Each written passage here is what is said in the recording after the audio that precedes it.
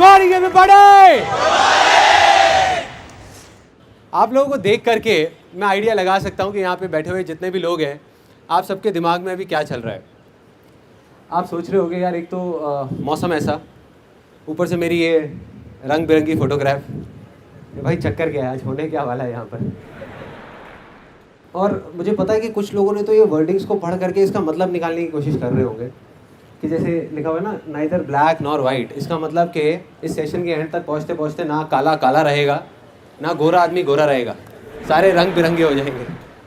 मतलब कि कहीं शायद होली खेलने का कोई प्रोग्राम हो सकता है यहाँ पर, लग रहा है कुछ लोगों को। So let me be very clear and very honest with all of you कि आज यहाँ पे होली खेलने का कोई प्रोग्राम नहीं है। सो आप सब अपना आराम से रिलैक्स होकर के बैठ सकते हैं। वहाँ पीछे आई थिंक सनी बैठा हुआ है, वो थोड़ा डिसअपॉइंट हो गया। वो बड़ा खुश हो रहा था जब होली खेलने की बातें हो रही थी। अपने आसपास में लड़कियों को देख करके सोच रहा था मन ही मन के, यार आज मज़ा आने वाला है। शर्मा आ रहा था, सोच रहा था। लेकिन कोई बात नहीं सनी, नेक्स्ट टाइम। हाँ, अब आप में से आप ये तो नहीं सोच रहे कि सनी कौन है। भाई ऐसा है, ये जो सेशन हो रहा है ये हो रहा है दिल्ली में, चेन्नई में नहीं। आई एम 100% श्योर, अपने आसपास में 4 लड़कों से उनका नाम पूछो, 3 का नाम सनी निकलेगा, पक्का है।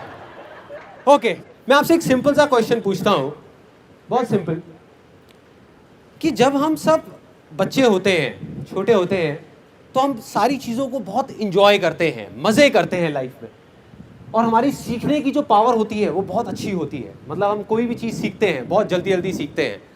लेकिन जैसे जैसे हम बड़े होते जाते हैं तो हमारी वो सीखने की पावर कम होती जाती है। उसके पीछे एक वजह है कि जब हम बड़े होते हैं तो कुछ ऐसा करने लग जाते हैं जो हमको नहीं करना चाहिए, जो बच्चे नहीं करते। तो वो ऐसा क्या है, कोई बताएगा मुझे? ऐसा हम क्या करने लग जाते हैं जब हम बड़े होते हैं? तो क्या करते हैं? करने से पहले सोचते हैं। एग्जैक्टली उसको अगर एक वर्ड में बोला जाए तो क्या हम क्या करने लग जाते हैं? हर चीज को एनालाइज, जज करने लग जाते हैं। राइट, जिसने भी बोला जज, let's give a big hand for that particular person. याद करो जब हम छोटे थे, हमारी किसी से लड़ाई हो जाती थी, अपने किसी फ्रेंड से, और वो हमारा कोई हमारा फेवरेट खिलौना तोड़ देता था, उसके 5 मिनट बाद हम वापस से उसके साथ में खेल रहे होते थे, वापस से। कोई जज नहीं किया, कुछ नहीं किया। आज आई एम 100% श्योर, यहाँ पे इतने सारे लोग बैठे हुए हैं, आपके साथ भी कभी ना कभी ऐसा हुआ होगा। कोई फ्रेंड आया, आ करके उसने आपसे 500 रुपये मांगे और कहता है कि यार मैं आपको ना 10 दिन बाद वापस कर दूंगा, और उसने 1 महीने तक वापस नहीं करा। तो आप क्या सोचने लग गए? मन ही मन क्या सोचने लग जाते हैं हम? 1 महीना हो जाता है, उसके ऊपर ठप्पा मार देते हैं जिंदगी भर के लिए कि कितना घटिया आदमी है। ऐसे ही करते हैं मन ही मन।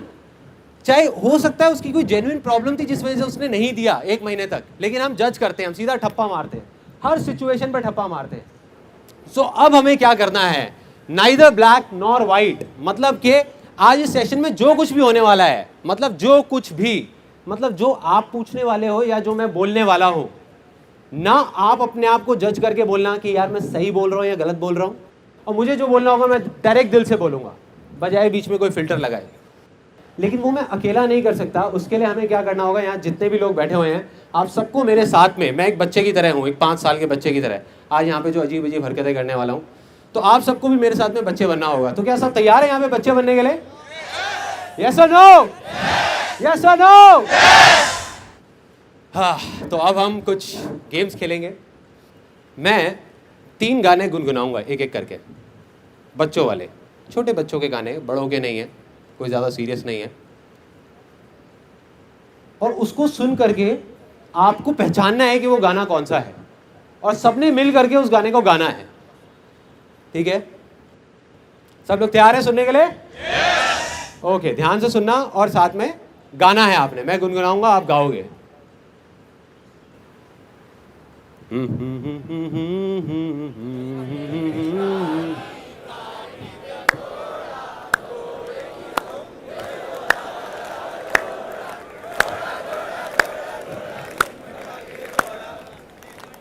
Very nice. कुछ लोग और भी आगे गाना चाहते हैं, कोई बात नहीं, घर पे जाके गा लेना। दूसरा गाना, ये पहले वाले से भी थोड़ा सा कॉम्प्लिकेटेड है, देखते हैं इसको कौन आसान बना पाता है।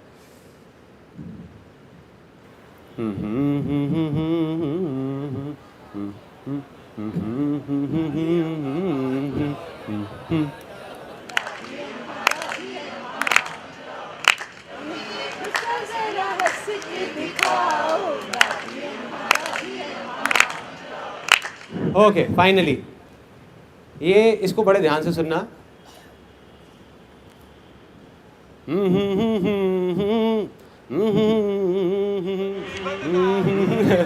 यार ये बच्चों का गाना है।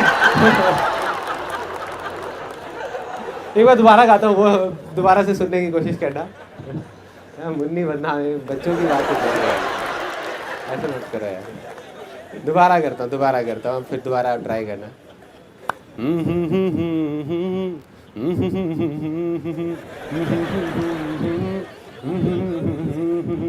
गाओ एवरीबॉडी।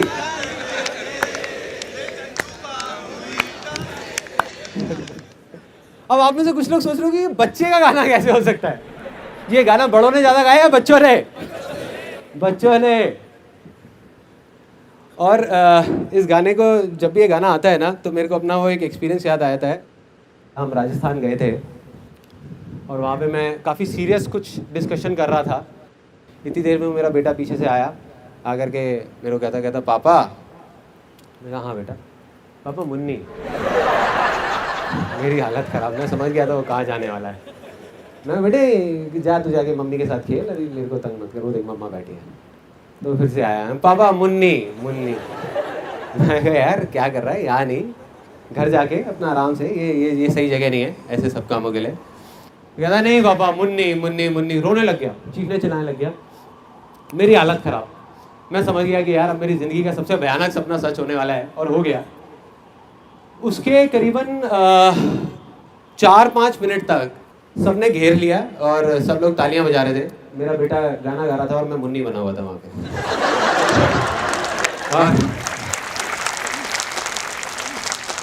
और मेरी प्रॉब्लम यहाँ खत्म नहीं होती, यहाँ से शुरू होती है।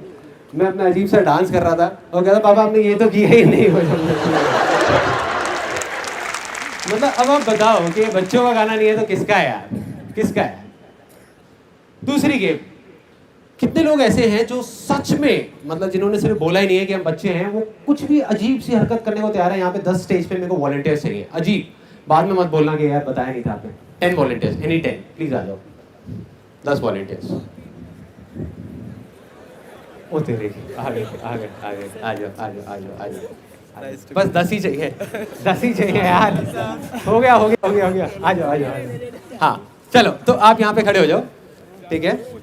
अब एक पर्सन मुझे ऐसा चाहिए जिसका आज बर्थडे हो।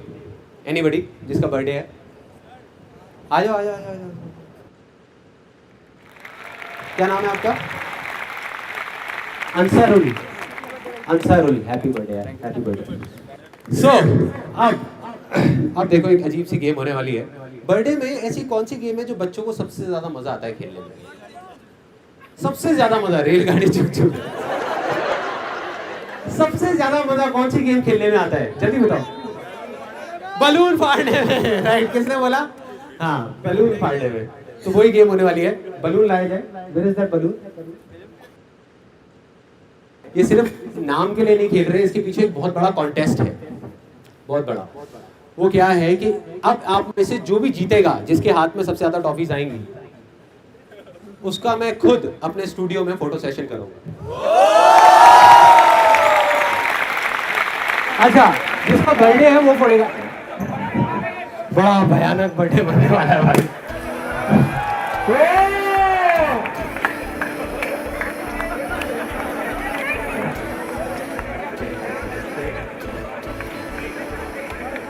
Let's give a big hand for them यार।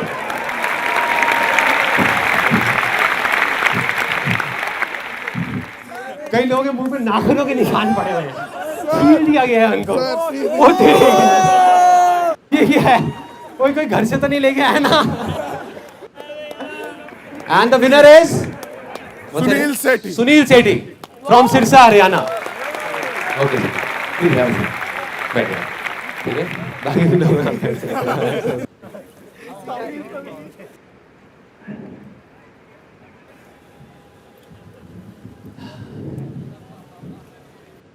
अब हम अपना Q&A सेशन शुरू करने वाले हैं। ओके, सो पहला क्वेश्चन हम निकालते हैं, दिखाइए। Okay, the name is Pooja and age is 20 years. Yeah, what's your question? I have done my diploma, then I can't understand कि what can I do. आपने डिप्लोमा किस चीज में किया है? Digital electronics. डिजिटल इलेक्ट्रॉनिक्स में किया है, तो उसी से रिलेटेड कुछ करिए। So, obviously ये तो है ही है, but समझ में नहीं आ रहा क्या करना है आगे। नहीं मैं हाँ, इंटरेस्ट भी नहीं है। इंटरेस्ट नहीं है, ठीक है। अब हम दूसरे पॉइंट पे आए, तो इंटरेस्ट जिस चीज में है वो चीज करिए। पेरेंट्स नहीं करने देते। पेरेंट्स नहीं करने देते, हाँ, ये अब हम एक्चुअल प्रॉब्लम पे आए हैं। इस प्रॉब्लम का कितने लोग चाहते हैं कि मैं जवाब दूं? पेरेंट्स नहीं करने देते। या आई एम श्योर जितने पेरेंट्स बैठे उनका हाथ नीचे है। यार हम तो करने देते हैं, क्या बोल रहे हैं। देखो बहुत सिंपल है, बहुत simple. If you don't mind it, मैं यहाँ पे क्वेश्चन पूछ सकता हूँ, जितने भी लड़के बैठे हैं स्पेशली यहाँ पे, इनफैक्ट फीमेल्स भी, लाइफ में आपने ऐसी कोई चीज करी है जो आपके पेरेंट्स ने मना करी थी और फिर भी आपने करी है? सबने करी है। और कुछ चीजें ऐसी भी करी होंगी जो अपने पेरेंट्स की आंख में आंख डाल करके आप बोल नहीं सकते कि ये चीज मैंने करी है। करी है, बहुत करी है, बहुत करी है और बहुत बार करी है, पता नहीं क्या क्या करी है। तब पेरेंट्स का सपोर्ट था? नहीं था ना, तब भी करी। तो जब गलत चीज करने के लिए पेरेंट्स का सपोर्ट नहीं है फिर भी हम करते हैं, तो सही चीज करने से पेरेंट्स कैसे रोक सकते हैं? प्रॉब्लम पेरेंट्स की नहीं है, ना कभी थी ना कभी होगी, प्रॉब्लम हमारी है। हमें अपने ऊपर भरोसा नहीं है कि हम वो करना भी चाहते हैं नहीं। जिस दिन आपके अंदर से आएगा ना कि ये चीज मुझे करनी है, पेरेंट्स खुद आपको कहेंगे आकर के कि करो ना यार, क्या प्रॉब्लम है। I give you an example of my life कि मैंने एक बार इस तरीके से कैसे इस सिचुएशन को डील किया था। जब मैंने नया नया अपना फोटोग्राफी का काम शुरू किया, तो उस काम को बढ़ाने के लिए एक सिचुएशन ऐसी आई जब क्या प्लान बनाया कि नीचे जो हमारा घर था ना, उसको पूरे को मैं तोड़ के स्टूडियो बना दूंगा और ऊपर 2 कमरों के अंदर अंदर बाकी पूरी फैमिली एडजस्ट हो जाएगी, सब कुछ। तो आप इमेजिन कर सकते हो उस टाइम पे मेरे फादर ने कैसे रिएक्ट किया होगा जब जा करके मैंने उनको बोला कि ऐसा कुछ मैं प्लान कर रहा हूँ। तो उन्होंने बिल्कुल स्ट्रिक्टली मेरे को मना कर दिया, कहते संदीप तेरी हमने बहुत सारी बेवकूफ़ियाँ सह ली है, लेकिन ये हम नहीं बर्दाश्त करने वाले। कहते तू ये फोटोग्राफी करता है ब्लॉक में, तुझे पता नहीं है लोग कैसी कैसी बातें करते हैं, क्योंकि काम है करने वाला, कोई ढंग का बिजनेस कर, ये कर वो कर।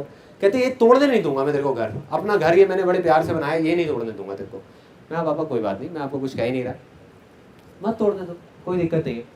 रात के करीबन 11:15 बजे हुए थे, मुझे अभी भी याद है वो मोमेंट। मैं गया, जा करके उनके बेड के पास में बैठ गया। पापा कहते हैं तेरे को मना किया ना मैंने कि नहीं तोड़ने दूंगा मैं घर।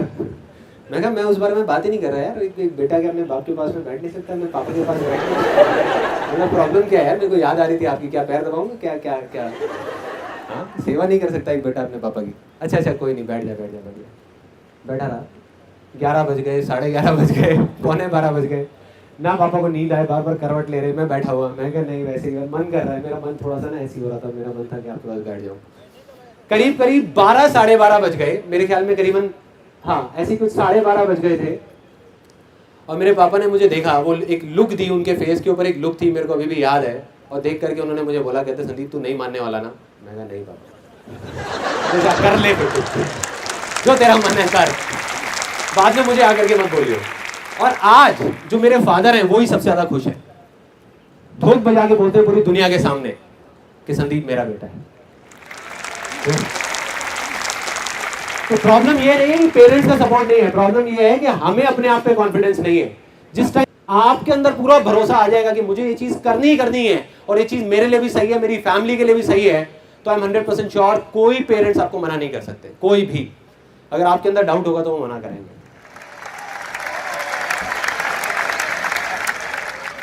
What is the next question? Okay, the name is Pooja Gaba, age 34. Sandeep, could you repeat for me for these question? अच्छा, आपका जो क्वेश्चन है, Yeah. How would we stay positive all the time? ये बड़ा interesting question है। कितने लोगों की ये प्रॉब्लम है कि यार सारे टाइम ना पॉजिटिव नहीं रहते। ध्यान से देखो, मेरा भी हाथ ऊपर है। मैंने एक बड़ी मजेदार चीज पढ़ी थी अभी कुछ दिन पहले। मैंने स्वामी विवेकानंद की ऑटोबायोग्राफी पढ़ रहा था। उसमें उन्होंने उसका एक बड़ा अच्छा एक्सपीरियंस बताया था। एक बार वो एक ब्रिज से जा रहे होते हैं, बहुत छोटा सा ब्रिज होता है, और दूसरी तरफ बड़ा गहरा पानी होता है, मतलब पूरा एक डैम होता है, डैम पानी का। तो उनके पीछे बंदर पड़ जाते हैं, बहुत सारे बंदर आ जाते हैं और उनको तंग कर रहे होते हैं, कभी काट रहे होते हैं, कभी कुछ तंग कर रहे होते हैं, और वो भाग रहे होते हैं अपनी जान बचाने के लिए। उन बंदरों से भाग रहे हैं। तो इतनी देर में सामने से एक आदमी बोलता है कि डरो मत इन बंदरों से, इनका सामना करो। तो स्वामी विवेकानंद पीछे मुड़ते हैं और उन बंदरों की आंखों में आंखें डाल करके जोर से चीखते हैं। उसके बाद वो बंदर डर के भाग जाते हैं, सारे बंदर गायब। तो ये जो नेगेटिव थॉट्स है ना, ये उन बंदरों की तरह है। जितना आप इनसे डरोगे, जितना भागोगे, उतना ही आपका खून चूसेंगे। और जितना आप इनका सामना करोगे, इनको कहोगे आने दो यार नेगेटिव थॉट्स, मैं नहीं डरता किसी नेगेटिव थॉट से, आने दो, 100 नेगेटिव थॉट्स आएंगे ना दिन में, आने दो, लेकिन मैंने पकड़ा हुआ है उस एक पॉजिटिव थॉट को, जिस वजह से मैं ये कर रहा हूँ, जिस वजह से मैं जिंदा हूँ, जिस वजह से मैं ये चीज कर रहा हूँ, बस उसको पकड़ करके रखो। छोड़ दो नेगेटिव थॉट्स को, उसकी टेंशन छोड़ दो। Next question. अब देखो आज एक और कितनी बड़ी प्रॉब्लम हो गई, मैं बेल्ट पहन के नहीं आया है यहाँ। मैं सोच रहा हूँ किसी को खड़ा कर दूं ऐसे पकड़ करके। अंकुर आलूवालिया 22 years old, अंकुर आलूवालिया, या okay you are the one. मुझे ज़्यादा कंसल्ट करना पड़ता है लोगों को हर चीज़, हर डिसीजन लेने से पहले, तो हाँ। मैं वो नहीं करना चाहता, मैं सिर्फ अपनी सुनना चाहता हूँ। अपने इंडिया में एक कहावत है कि सुनो सबकी करो अपने मन की। तो राय लेने में कोई बुराई नहीं है, अनलेस एंड अनटिल कि आप एक सही बंदे से राय ले रहे हो। मैं जरूर राय लेता हूँ लाइफ में, मुझे कुछ भी करना होता है मैं राय जरूर लेता हूँ, लेकिन सही लोगों से लेता हूँ। इंडिया के बारे में एक बात कही जाती है, every person is a doctor, every person is a consultant and every place is a toilet. सच है झूठ है? सच है। आप किसी के पास भी चले जाओ राय लेने के लिए, उसके पास जवाब होगा या नहीं होगा, वो आपको राय जरूर देगा, राय जरूर देगा। आपकी तबीयत थोड़ी सी खराब हो जाए, लेकिन सही राय कौन दे सकता है? एक डॉक्टर ही दे सकता है। अगर आपकी तबीयत खराब है तो सही राय एक डॉक्टर दे सकता है। तो डॉक्टर से राय लेने में कोई बुराई नहीं है। नहीं लोगे तो हो सकता है अपनी बीमारी बढ़ा दो या डायग्नोज ही ना कर पाओ अपनी प्रॉब्लम को, बट राय सही लोगों से लो। और राय लेने के बाद में आंख बंद करके करने की भी जरूरत नहीं है, जो मन कर रहा है वो करो। व्हाट आई डू इज, मैं राय सबकी लेता हूँ और जा करके करना वही होता है जो मेरे को करना है। बट राय लेने में कई बार कोई ऐसी चीज समझ आ जाती है विच इज सो गुड कि जिसका कुछ बेनिफिट होता है, लेकिन एंड में मैं बार बार घूम फिर के वहीं पे आ जाता हूँ उसी पॉइंट पे कि अगर किसी भी चीज को करना है तो छोटे से छोटे स्टेप से करना है, छोटे से छोटे लेवल से करना है। हम गलती क्या करने लग जाते हैं, हम बड़े लेवल पे करने की कोशिश करते हैं। बस उस चीज को याद रखो, छोटे लेवल पे करोगे तो कोई प्रॉब्लम ही नहीं है। राय नहीं भी होगी तब भी प्रॉब्लम नहीं है, राय है तब भी प्रॉब्लम नहीं है। You will keep on doing it, keep on doing it. Okay next question. Okay Kamal 22 years old। Sir actually मैं इंजीनियरिंग कर रहा हूँ, this time I am in 4th year. And sir आगे चल के मुझे अपना मतलब प्लांट खोलना है, बिजनेस करना है। तो फर्स्ट ऑफ ऑल तो जॉब करेंगे, लेकिन ये है, लेकिन पेरेंट्स चाहते हैं कि आप यूपीएससी से आईएएस या आईपीएस बनो, लाइक सिविल सर्विसेज ज्वाइन करो। हाँ तो सिविल सर्विसेज में आपका कोई इंटरेस्ट नहीं है? No no. तो यार मत करो मत करो, मुझे और तो ज्यादा कुछ समझ नहीं आ रहा। लेकिन सर वो होता है ना कि पेरेंट्स मतलब दिल से कहते हैं कि बेटा मुझे ये चाहिए, तो थोड़ा वो लगता है ना। तो कई बार लाइफ में ऐसी सिचुएशंस होती हैं कि हम करना कुछ चाहते हैं, हमारे पेरेंट्स कुछ और चाहते हैं और हम उनका दिल भी नहीं दुखाना चाहते। ये सिर्फ ये जो प्रॉब्लम हो रही है ना उस जज की वजह से हो रही है।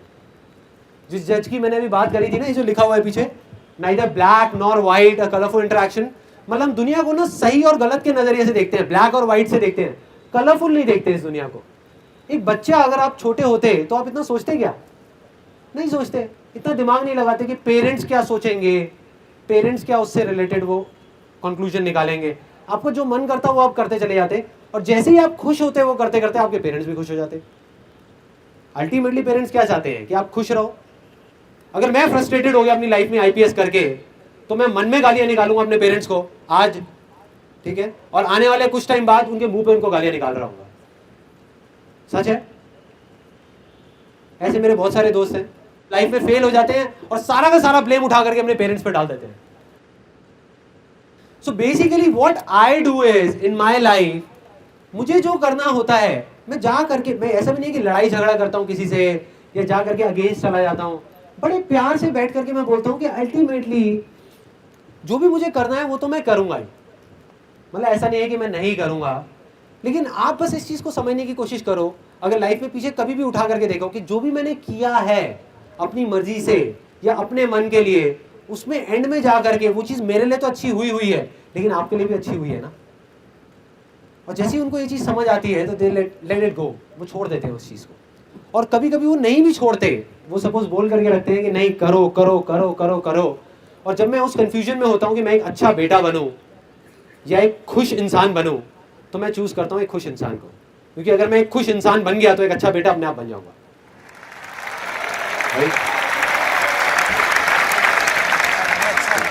Next question, Deepak Chawla, 28 years. There is a desire in my heart that I want to start something on my own, and I don't know अंदर की आवाज़ क्या है. The only thing that I know is I want to speak in front of public and make people happy like you. But my parents don't want me to leave the job, so they just want me to get married first, then. तो एक काम करते हैं यार, मेरे को आपका question समझ आ गया, आपकी दोनों प्रॉब्लम सॉल्व कर देता हूँ, इधर आ जाओ आप। देखो करना क्या है कि बजाय ज़्यादा सोचने के एक स्टेप उठाना है ना, तो अब वो हम पहला स्टेप उठाने वाले हैं। पहली प्रॉब्लम थी कि ये कुछ ऐसा करना चाहते थे कि भाई यहाँ पे आकर के यहाँ पे ये कह लो कि कहीं भी लोगों के सामने बोलना चाहते थे मेरी तरह, तो ये मेरी तरह बोल रहे हैं। दूसरी इनकी प्रॉब्लम थी कि घर वाले चाहते हैं कि शादी कर लें, तो यहाँ इतनी सारी लड़कियाँ बैठी हैं, कोई ना कोई तो पसंद कर ही लेंगे। देखो I keep it very simple कि ना हमारा प्रॉब्लम पता है क्या है कि हम सोचते ज़्यादा है करते कम है। मतलब ultimately whatever it is that you want to do, अब आपको है कि यार मेरे को अंदर से हो रहा है, आपको अंदर से है कि मेरे को ऐसा कुछ करना है, 110%। यहाँ मजा आ रहा है अभी आपको, यहाँ पर पक्का आ रहा है। All you have to do is कि अभी ये जो फीलिंग है ना, जो भी अभी आप यहाँ पे जो फील कर रहे हो, बस इसको याद रखो, इसको आप पकड़ करके रखो और आगे बढ़ने लग जाओ धीरे धीरे धीरे धीरे। मे भी अपने ऑफिस से, मे भी अपने फ्रेंड सर्कल से 4 लोगों को पकड़ो, 5 को पकड़ो, छोटा सा अपने एक स्पीच तैयार करो, कुछ बोलना शुरू करो, कुछ करने लग जाओ, है ना। और बात रही फैमिली की कि अगर वो लड़की देखने वाले हैं तो भाई वो तो आपकी कॉल उसमें मैं कुछ नहीं कर सकता, मैं सिर्फ यहाँ तक बुला के आपकी हेल्प कर दी थी। चलो thank you so much. Okay next question, Meenu Panchal, 37 years. मैंने सजेस्ट किया है कि आप एक बार गुजरात में आके भी आपका ये वर्कशॉप करो। ठीक है जी, बिल्कुल करूँगा। वहाँ बारिश तो नहीं होती? हाउस वाइफ होके मैं अपना खुद का बिजनेस करना चाहती हूँ, लेकिन फैमिली का सपोर्ट नहीं है। तो सपोर्ट ना होने की वजह से प्रॉब्लम क्या हो रही है? बिजनेस तो चल ही रहा है ना। लेकिन क्या है कि वो सब फैमिली वाले टोकते रहते हैं, अभी घर में देखो, बच्चों को देखो, ये सब ऐसे ही सब। वो क्या है कि मैं अकेली सब जगह पे घर का देखती हूँ, बच्चों का देखती हूँ, बिजनेस का देखती हूँ, और मुझे यही बिजनेस में आगे बढ़ना है। आप कुछ अच्छा करने की कोशिश कर रहे हो, हाँ है ना। आप अपने लिए, अपने बच्चों के लिए, सबके लिए कुछ अच्छा ही करने की कोशिश कर रहे हो, कोई गलत काम तो नहीं कर रहे। जब आप कुछ ऐसा करोगे जो आपका पैशन है, तो अल्टीमेटली आप उन लोगों का कुछ अच्छा कर रहे हो जिनकी तरफ आपकी रिस्पॉन्सिबिलिटी है। सबसे पहले तो इस माइंडसेट को रखना है। ज़्यादातर हम किस माइंडसेट को रखते हैं? हम ये सोचते हैं कि अगर हम कुछ ऐसा कर रहे हैं कि जो हमारा पैशन है, तो हो सकता है कि वो चीज़ हमारी फैमिली के लिए ठीक नहीं है। ये एक बहुत गलत माइंडसेट है, क्योंकि आप सक्सेसफुल लाइफ में सिर्फ तभी हो सकते हो जब आप कुछ ऐसा करोगे जो आपका पैशन है। सब लोग मानते हैं इस बात को, राइट? आपको मैं एक रियलिटी बताता हूँ लाइफ की। आप कुछ भी कर लो, आप अपने आप को काट करके भी रख दोगे ना किसी की भलाई के लिए, तब भी आपको ऐसे बहुत सारे लोग मिलेंगे जो आपको पीछे से पकड़ पकड़ करके खींचेंगे। मैं आपको रियलिटी बता रहा हूं। अब उस टाइम पे डिसाइड आपको करना है कि आपको अपने आप को रोकने देना है उन लोगों को, या आगे बढ़ते रहना है। अगर आप उन लोगों को देखोगे तो आप कुछ नहीं कर पाओगे। अगर आज मैं उन लोगों को देखने लगूं जो मेरे को उल्टा बोल रहे हैं, तो मेरे अंदर क्या क्या थॉट्स आने लग जाएंगे कि यार छोड़ना, मैं क्या कर रहा हूं यार, देखो क्या हो रहा है, इसका नतीजा क्या निकल रहा है, लोग क्या क्या कर रहे हैं। लेकिन अगर मैं अपने अंदर झांक करके देखूं तो मेरे को क्या जवाब मिलेगा कि ये मैं किसके लिए कर रहा हूं, उन लोगों के लिए नहीं, मैं अपने अंदर से जो आवाज आ रही है उसके लिए कर रहा हूं। तो मुझे तो भाई चलते रहना है ना, मुझे तो करना ही है, चाहे कोई अच्छा बोल रहा है चाहे कोई बुरा बोल रहा है, कोई फर्क नहीं पड़ता। और चलते रहो, चलते रहो, कोई आपके साथ है कोई नहीं है। जब भी हम ये सोचेंगे ना कि सारे हमारे साथ आ जाए, वो कभी नहीं आएंगे, कभी नहीं आएंगे। Next question, Anshul Bansal 24 years. Hi sir, कहाँ पर हैं? Hello, same sir. हाँ same sir, same sir.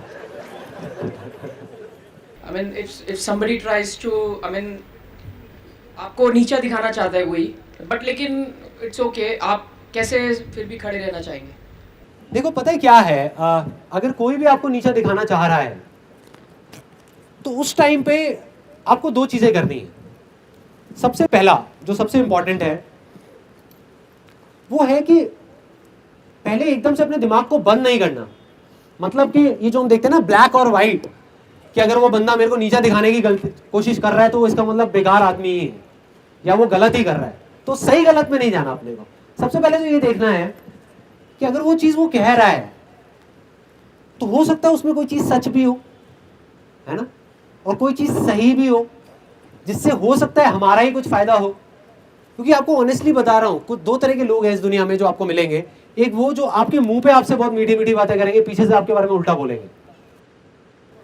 Then to, जो आपके मुंह पे आकर के आपको उल्टा बोल देंगे कुछ भी, मतलब जिसको हम बोलते हैं नीचा दिखाना, या आकर के पब्लिक में सबके सामने आपको बोल देंगे यार क्या बेवकूफ आदमी है, या ये है वो है, व्हाटएवर इट इज। तो अगर वो आपको बोल रहे हैं तो अल्टीमेटली आप अपने अंदर जा करके देखो, वो आपकी अपनी अंदर की एक कमी है जिसको बार बार ना पिन चुभो रहे हैं। You getting my point? देखो मैं बताता हूँ, मैंने अपनी लाइफ में प्रैक्टिकली इसको कब फेस किया।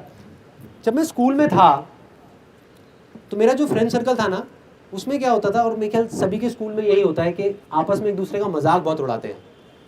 होता है ऐसा ऑफिसेज में और स्कूल में कि एक मुर्गा मिल जाता है, उसको पकड़ करके सारे बस उसकी हालत ख़राब कर देते थे।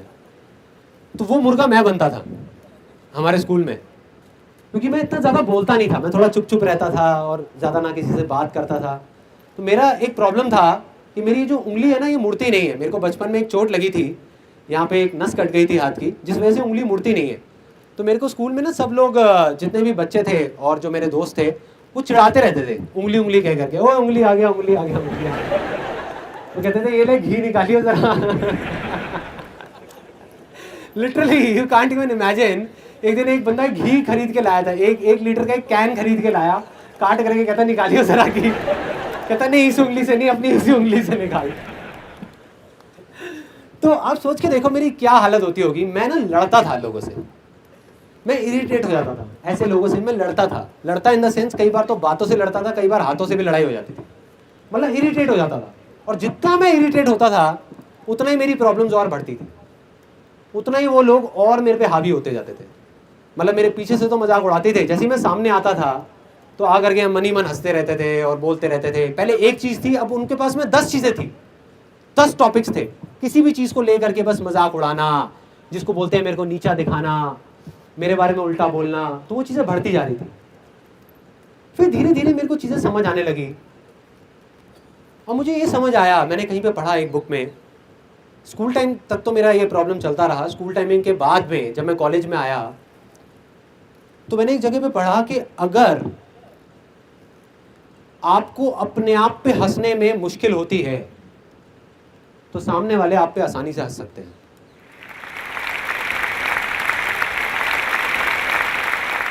If you find it difficult to laugh at yourself, others will find it easy to laugh at you. जब मेरे को ये चीज़ समझ आई तो मैंने अपने अंदर चेंजेस लाने शुरू करे। मैंने क्या करना शुरू किया, अपना ही मजाक उड़ाना शुरू कर दिया। उसके बाद में मैं दोबारा मिलता था अपने उन स्कूल के फ्रेंड से, तो जैसे ही मैं जाता था तो मैं खुद का मजाक उड़ाता था। अगर वो एक चीज़ बोलते थे तो मैं अपने बारे में 4 चीज़ें बोलता था। मैं बोलता था देख यार सिर्फ यही नहीं, मेरे तो ये भी प्रॉब्लम है, देख मैंने तो अपनी ग्रेजुएशन भी पूरी नहीं करी यार, मैं तो अंडर ग्रेजुएट हूँ, मैं तो ये हूँ, मैं तो वो हूँ। एक स्टेज ऐसी आ गई थी जब जा करके उन्होंने हाथ खड़े कर दिए। उन्होंने कहा यार क्या इसके साथ तो मज़ा ही नहीं आता, ये रिएक्ट ही नहीं करता। You are getting my point? मतलब मैंने इसका क्या सोल्यूशन निकाला कि बजाय उस चीज़ को उल्टा लेने के, तो प्रॉब्लम उनमें नहीं थी, उनका तो वो जो काम था वो कर रहे थे, प्रॉब्लम मुझ में थी, क्योंकि मैं रेजिस्ट कर रहा था उन चीज़ों को। तो जैसे ही मैंने रेजिस्ट करना बंद किया वो चीज़ें भाग गई, सारी गायब हो गई। आज मैं उन दोस्तों से मिलता हूँ, आज भी अगर मैं उनके साथ में बैठता हूँ, मैं अपना मजाक उड़ा रहा होता हूँ, वो मेरा मजाक नहीं उड़ा रहे होते। मैं खुद बैठ करके अपना मजाक उड़ा रहा होता हूँ हर एक पॉइंट के ऊपर कि देख मैं कितना बेवकूफ़ हूँ, कितना गधा हूँ, क्या क्या मैंने बेवकूफ़ियाँ कर रखी हैं, देख मैंने ये नहीं किया, वो नहीं किया, इसलिए कोई मेरे पे नहीं हंसता। और आज जो अपने आप पे नहीं हंस रहा, उस पे सारे हंस रहे हैं, उसको सबने पकड़ रखा है। तो यही दुनिया का असूल है यार। Next question, Chiranjit Barik, age 20 years। या ओके। सर मैं जो करता हूँ वो कॉन्फिडेंस नहीं होता कि ये सही कर रहा हूँ कि गलत। कॉन्फिडेंस नहीं होता। अगर मैं आपको सच बताऊं, सच मतलब झूठ नहीं बोलूंगा, क्योंकि मैंने आपको कहा है जो मैं बोलूंगा दिल से बोलूंगा, घुमा फिरा के नहीं, ये सोच के नहीं कि मैं सही बोल रहा हूँ या गलत बोल रहा हूँ। आज मैं भी लाइफ में इतनी सारी चीज़ें करता हूँ, आज भी इतना सब करने के बाद भी, और कई बार मुझे भी कॉन्फिडेंस नहीं होता कि वो मैं जो कर रहा हूँ वो सही है गलत है। मतलब अगर कोई भी आपको ये बोलता है ना कि मैं ये चीज़ कर रहा हूँ और मैं हर चीज़ में पूरा कॉन्फिडेंट हूँ, तो वो झूठ बोल रहा है आपको। कोई भी आदमी किसी भी लेवल पे हो, कॉन्फिडेंस की कमी सबके अंदर है। और वो कॉन्फिडेंस कब आता है, अगर मैं आपको एग्जैक्टली बताऊं, ये बहुत ब्रॉड वैसे क्वेश्चन है, लेकिन मैं आपको एक किसी सिचुएशन के अंदर बता देता हूं कि कैसे आता है कॉन्फिडेंस। पहले किसी भी चीज को आप छोटे से छोटे लेवल पे सोचो कि आप क्या कर सकते हो, छोटे से छोटे लेवल पे, और उसको कर दो। वहां कॉन्फिडेंस की कोई जरूरत नहीं है, ना कोई प्रॉब्लम है। Everybody agrees? यस और नो? यस। फॉर एग्जाम्पल, आपको क्या करना चाहते हो आप लाइफ में? What is it that you want to do? Army में जाना चाहते हो, ओके।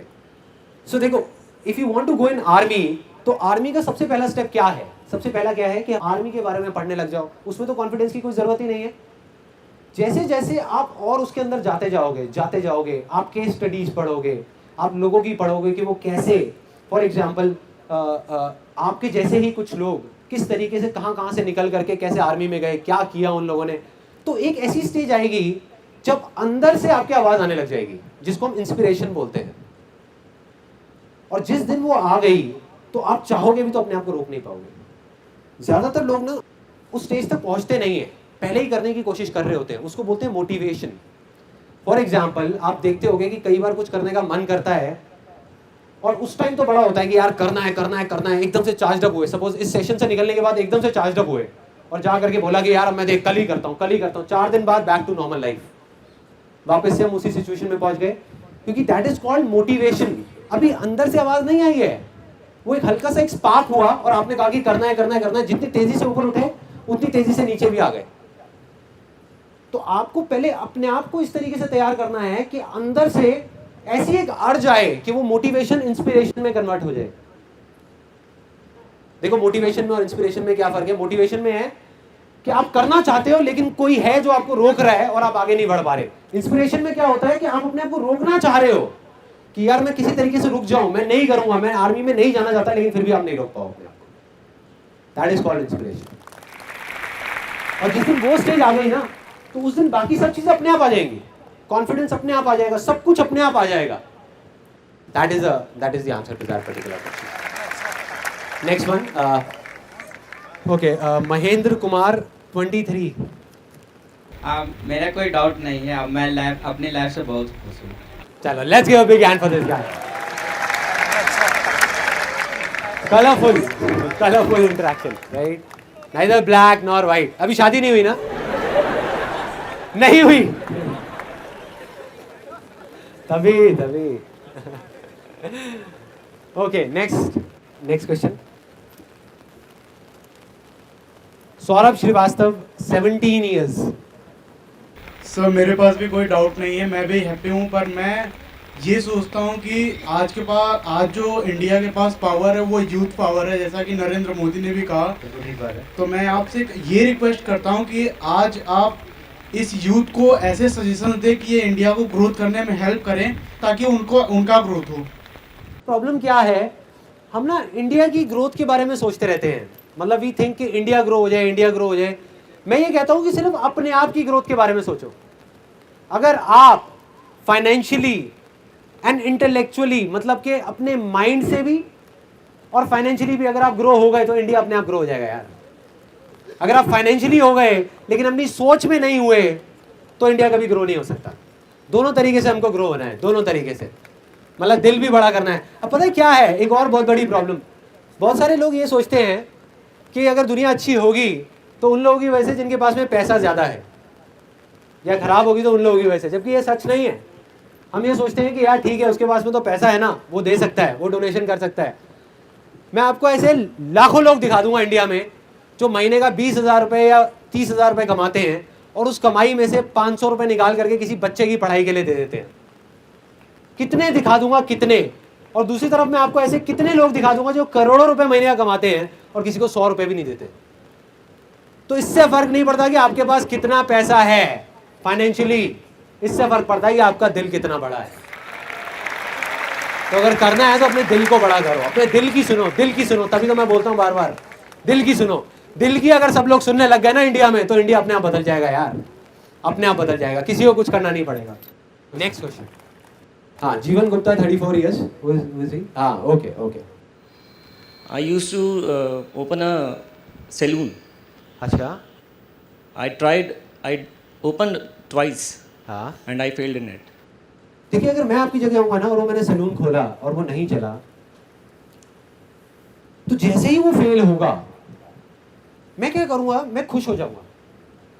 अब देखो सुनने में बड़ा अजीब लगने वाला है, और मैं ये चीज करता हूं, प्रैक्टिकली करता हूं। जब भी मैं कोई ऐसी चीज करता हूं जहां मैं बुरे तरीके से फेल होता हूं, बुरे तरीके से, जब लगता है कि यार ये तो सक्सेसफुल होना ही था, जब आपने सैलून खोला होगा आपने सोचा होगा कि ये तो कामयाब होगा ही होगा और फेल हो गया, तो आदमी टूट जाता है अंदर से। मतलब कोई भी हो, मैं भी टूट जाता हूं। मैं ये नहीं कहूंगा कि मैं कोई दूसरे प्लेनेट से आया हूं, मैं नहीं टूटता, टूट जाता हूं। लेकिन जैसे ही मैं टूटता हूं मैं वापस से खड़ा हो जाता हूं और मैं बोलता हूं कि यार बस मैंने हार नहीं माननी, चाहे कुछ भी हो जाए। उठ करके वापस से खड़ा होता हूं और खड़ा होकर के अपनी जो स्पीड है उसको मैं और बढ़ा देता हूं। मतलब जब भी कोई फेलियर आता है, जब भी कोई प्रॉब्लम आती है लाइफ में, तो उस टाइम पे मैं अपनी पूरी एनर्जी को इकट्ठा करके हर तरफ से अपने आप को फैला के, और मैं इतनी तेजी से बाउंस बैक करता हूं कि पहले जिस लेवल पे मैं था और जब जाकर के फेल हुआ, अगली बार में उससे कम से कम 10 गुना ऊपर लेवल पे पहुंच जाता हूं। आप कभी नोट करना इस चीज को कि जब फेलियर होता है तो हमारे पास यही दो ऑप्शंस होते हैं। एक होता है कि हम जा करके आराम से बैठ जाए और हम बोले कि यार बस हो गया, अब और कुछ नहीं हो सकता, या अपने उस ड्रीम को छोड़ दें। दूसरा है कि अगर हम फेल हुए तो अब हम उसकी ना पोस्टमार्टम शुरू करते हैं अच्छे तरीके से, कि एग्जैक्टली क्या हुआ, क्यों हुआ। मतलब बजाय ये बोलने के कि यार मेरी किस्मत खराब है या इस वजह से ये हुआ, उस चीज को एक्सेप्ट करो कि कहीं ना कहीं कोई चीज कमी रह गई थी, कहीं ना कहीं कोई प्रॉब्लम थी, और उसको अंदर से इकट्ठा करके, अंदर से उस चीज को बाहर ला करके और उसको करो दोबारा से। आई एम 110% श्योर कि आप सक्सेसफुल हो गए होगे। जब भी कोई बड़ा फेलियर आता है तो कोई बड़ी सक्सेस जरूर आती है। तो बस एक नजरिया है देखने का, जो मैं बोलता हूँ ना, success comes from experience and experience comes from bad experiences. तो सिर्फ उस चीज को समझना है कि कुछ आपने सीखा है वहां से। मतलब आप उन लोगों से तो बहुत आगे निकल चुके हैं जो आज सैलून खोलने वाले हैं, क्योंकि वो 2 बार फेल नहीं हुए। तो आपको पता है कि किस वजह से फेल होते हैं, उनको तो बेचारों को पता ही नहीं है जो खोलने वाले हैं, राइट? तो आप उनसे तो बहुत आगे हैं। चलो, let's give a big hand for this गाय।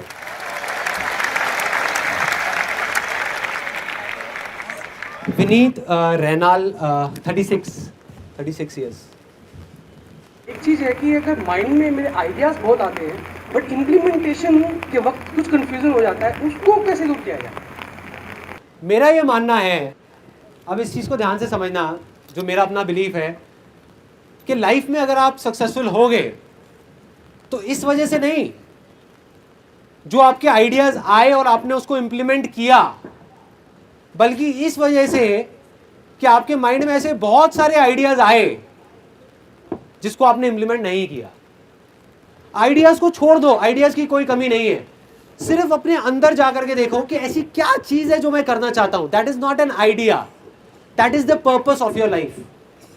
अपने यहाँ पे आसपास में कुछ चीज़ें दिख रही हैं आप लोगों को, कुछ ऑब्जेक्ट्स, जैसे एक छतरी है, लाइट है, कोई भी चीज़ अगर आप ध्यान से देखो तो वो क्या है?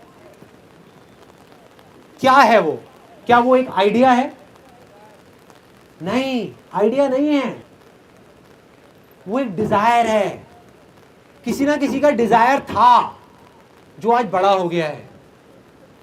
किसी ना किसी का डिजायर था, मतलब किसी ना किसी का डिजायर था कि उसको छतरी का आइडिया नहीं आया था जिसने भी ये छतरी बनाई है, उसका डिजायर था कि मेरे को बारिश से बचना है, तो ये छतरी का आइडिया आया। हम क्या गलती कर रहे हैं, हम छतरियों को देख करके कह रहे हैं कि यार छतरी का काम करूं या मैं ये टेबल का काम करूं या चेयर का काम करूं। हम उस डिजायर की तरफ नहीं जा रहे, हम आइडियाज की तरफ जा रहे हैं कि छतरी का क्या करूं, छतरी का काम कर लेता हूं। नहीं भाई, अपने डिजायर को देखो, अंदर आपकी वजह क्या है उस काम को करने की। अगर वजह समझ आ गई तो आप ऑटोमेटिकली हजारों आइडियाज आ जाएंगे। Okay, next question. Sandeep Malhotra, 33 years. एक सेमिनार आपका अटेंड किया था, आपने कहा था कि एक शर्मीला सा लड़का जिसे स्टेज पे खड़े होकर बोलना तक नहीं आता, तो वो सफ़र जो है वो एक शर्मीला लड़के से पूरी दुनिया यहाँ सुनने आई है, वो कैसे तय किया, ये जिज्ञासा मेरे मन में है, तो मैं वो जानना चाहता हूँ। हर एक चीज के पीछे एक वजह होती है, एक वजह होती है। अगर आपको वो वजह समझ आ जाए तो आपको समझ आ जाएगा कि ये जो मैं कर रहा हूँ ये कुछ भी नहीं है। जब तक वजह नहीं समझ आएगी तो लगेगा यार ये बहुत बड़ी चीज है। फॉर एग्जाम्पल, ये जो मैं कर रहा हूँ ये कुछ भी नहीं है, मैं अभी आपको बताता हूँ क्यों। There is a friend of mine, Goonj का नाम सुना है यहाँ पे किसी ने? गूंज, he is the founder of that. उसने वो गूंज शुरू किया है। तो मैंने उससे पूछा, मैंने कहा यार मेरे को ना इसमें इंटरेस्ट नहीं है कि तुमने इतना बड़े लेवल पे ये चीज़ करी और आज इतने सारे गांव में इतनी अच्छी चीज़ें हो रही हैं, इतने सारे लोगों को कपड़ा मिल रहा है, इतना कुछ अच्छा हो रहा है इंडिया में। मुझे इस चीज़ में इंटरेस्ट नहीं है। मुझे इस चीज़ में इंटरेस्ट है कि ये चीज़ की शुरुआत कहाँ से हुई। उसने बताया कि मैं जब जर्नलिस्ट था तो मैं ना पुरानी दिल्ली गया था एक स्टोरी करने के लिए। तो वहाँ एक आदमी है जो काफ़ी एजेड है, वो रिक्शे पे रोज़ लाश उठाने का काम करते हैं। मतलब ठंड में जो लोग मर जाते हैं पुरानी दिल्ली साइड में, तो पुलिस वालों ने उनको कॉन्ट्रैक्ट दिया हुआ है, एक लाश का 20 रुपये या 30 रुपये ऐसे कुछ मिलता है उनको, और वो जा करके उसको छोड़ के आ जाते हैं। उसके बाद में उसकी छोटी सी बेटी ने एक ऐसी बात बोल दी जिसकी वजह से मेरे अंदर वो बारूद भर गया जो कभी ना कभी तो फटना ही था, और वो फट गया और गूंज बन गया। क्या बोला उस बच्ची ने? कहती कि जब ठंड ज़्यादा होती है ना तो कई बार मैं क्या करती हूँ, छोटी सी बच्ची, सोचो ज़रा, कि ना एक लाश से लिपट करके सो जाती हूँ। एक लाश से लिपट करके सो जाती हूँ क्योंकि कम से कम वो लात नहीं मारती, वो मारती नहीं है पलट करके। और ये सच्ची कहानी है। मतलब हम यहाँ पर, हमें नहीं पता कि कैसे कैसे लोग क्या क्या टाइम देख रहे हैं, क्या क्या कर रहे हैं। बस सोचो वो बंदा जिसने उस बच्ची को देखा ये करते हुए, जिसने उस बच्ची की ये बात सुनी, उस बच्ची की आंखों में देखा या उस आदमी की आंखों में देखा या वो इतनी सारी लाशों को देखा, तो उसके ऊपर क्या बीती होगी। और फिर उसने जो किया, क्या वो आपको बड़ी चीज लगती है ये देखने के बाद में? अब बात आती है कि मेरे अंदर ये क्या हुआ, ये कैसे फटा, ये जो बारूद फटा, या ये जो मैं चीख रहा हूँ, चिल्ला रहा हूँ, ये पागल हुआ पड़ा हूँ, स्टेज पे रो रहा हूँ, ये फ्री के सेमिनार्स कर रहा हूँ, अपना सब कुछ लगाया हुआ है इसके अंदर। क्यों ऐसा क्या हुआ? कुछ ना कुछ तो हुआ होगा ना। मैं अपने दोस्तों के साथ में था 21-22 साल की एज में, और वो ना उल्टी सीधी बातें कर रहे थे इंडिया के बारे में। सब 4-5 दोस्त थे, हम खड़े हुए थे, और एक आकर के बोला, कहता यार ये इंडिया का ना कुछ नहीं हो सकता, बुरी हालत है, बेकार कंट्री है। कहता भाई मेरे को तो अगर मौका मिला ना मैं फॉरेन निकल जाऊंगा। मैं कहा बढ़िया है, निकल जा, फिर सोच क्या रहा है तू? कहता मौका ही तो नहीं मिल रहा। मैं कहा मतलब रहना भी है यहाँ पे, और यहाँ की उल्टी सीधी बातें भी करनी है, गालियाँ भी निकालनी है। तो दूसरा बंदा भी आ गया, वो उसके साथ में मिल गया। मतलब वो चारों दोस्त एक तरफ, मैं अकेला एक तरफ। अब वो बाकी के भी 3 बंदे जुड़ गए साथ में आकर के, और उल्टी सीधी बातें कर रहे हैं इंडिया के बारे में कि देखो यहाँ पे तो करप्शन की ये हालत है, ये है, वो है, इस देश का ना कुछ नहीं हो सकता, बुरी हालत है, कोई कुछ नहीं करता, देखो क्या हालत हुई पड़ी है यहाँ पे, कोई सेफ नहीं है, रोड की बुरी हालत है, क्राइम बढ़ता जा रहा है, ये वो अटरम शटरम सारी बातें होती गई। मैंने भर गया अंदर से कि उसी टाइम पता नहीं कहाँ से, मुझे नहीं पता कहाँ से, एक अजीब सी कहानी मेरे दिमाग में आ गई। तो मैंने उनको कहा, मैंने कहा मैं ना तुम्हें एक कहानी सुनाता हूँ, उसके बाद में अगर वो कहानी अच्छी लगे तो तालियां बजाना बैठ करके। तो कहते हैं हाँ यार सुनाना, कौन सी कहानी है?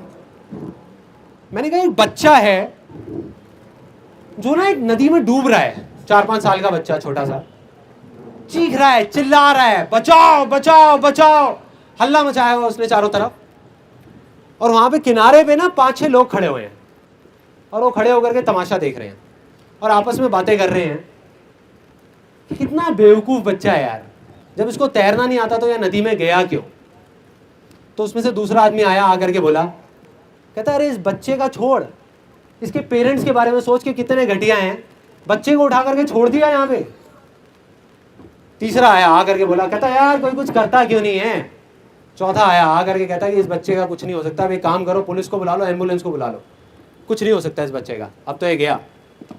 इतनी देर में ऊपर ब्रिज से ना एक आदमी निकल रहा था, उसने देखा उस बच्चे को डूबते हुए और उसने उसकी चीखें सुनी। उसने सोचा नहीं, दिमाग नहीं लगाया, कुछ किसी से नहीं बोला, ब्रिज से ही ऊपर से छलांग लगा दी। उसको पता था टाइम नहीं है, वो कूदा, जा करके तैरते हुए उस बच्चे को बचा करके ले आया, साइड में ले करके आया। उसने देखा कि वो बच्चा ठीक ठाक है, वहाँ से उस बच्चे को हैंड ओवर किया बाकी सब लोगों को और वहाँ से निकल गया। तो जो 5 लोग वहाँ पे खड़े थे, उन्होंने क्या किया, वहाँ पे खड़े होकर के ताली बजाई। ताली बजाई तो मैंने कहा ताली बजाओ ना। अपने उन दोस्तों को मैंने बोला तुम ताली बजाने के लिए तैयार हो जाओ, क्योंकि मैं खड़े होकर नहीं देखने वाला। अगर इंडिया डूब रहा है ना तो मैं बचाऊंगा इंडिया को, मैं आऊंगा सामने, कोई आए ना आए।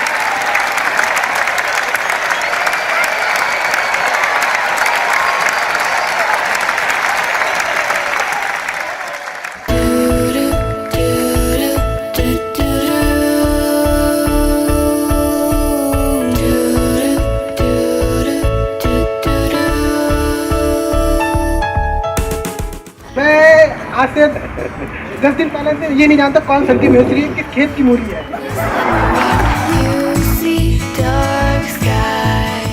सब आसान है, आप कर सकते हो। देखो मैंने कर दिया, you can do it too. मैं संदीप सर का बहुत बड़ा फैन हूँ।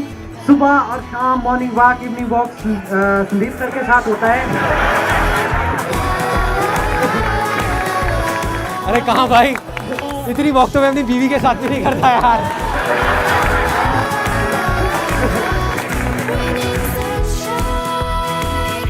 मैं आपका जो वो वर्ल्ड रिकॉर्ड है वो तोड़ना चाहता हूँ।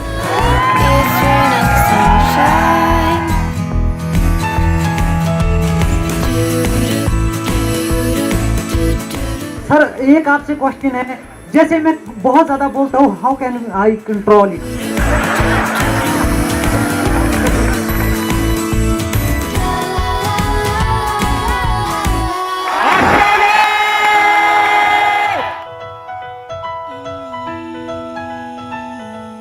Raining sunshine,